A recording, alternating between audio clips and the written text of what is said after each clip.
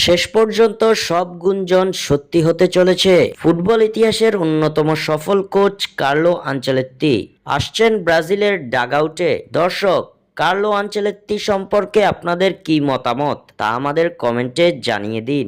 অনেক আগে থেকেই জল্পনা ছিল কোপা আমেরিকা 2024 থেকেই ব্রাজিলের কোচ হবেন আনচেলত্তি, কিন্তু রিয়াল মাদ্রিদের সঙ্গে চুক্তি নবায়নের কারণে সেটা তখন আর হয়নি। তবে এবারে আর পিছু হটার সুযোগ নেই। দ্য অ্যাথলেটিকের বিশেষ প্রতিবেদন বলছে চলতি বছরের জুনেই ব্রাজিল জাতীয় দলের দায়িত্ব নিতে যাচ্ছেন আনচেলত্তি।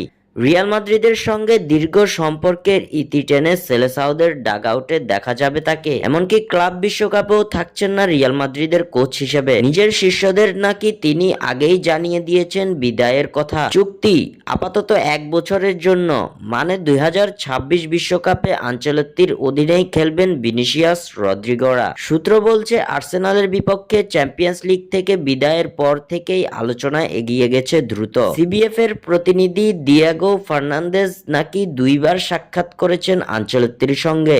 একবার চ্যাম্পিয়ন্স লিগ থেকে বিদায়ের পর, আরেকবার কোপা দেল রের ফাইনালে বার্সেলোনার কাছে হারের পর, আর তখনই মৌখিক সম্মতি দেন আনচেলত্তি।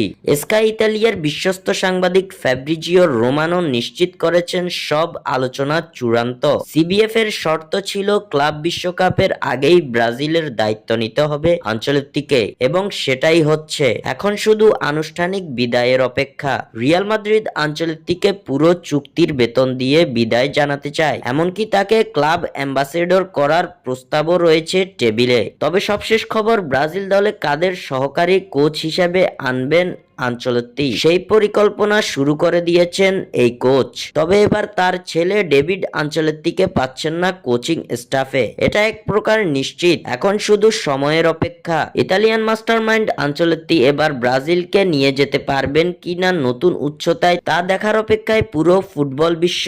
স্বাক্ষর থেকে সাদবিন ইসলাম।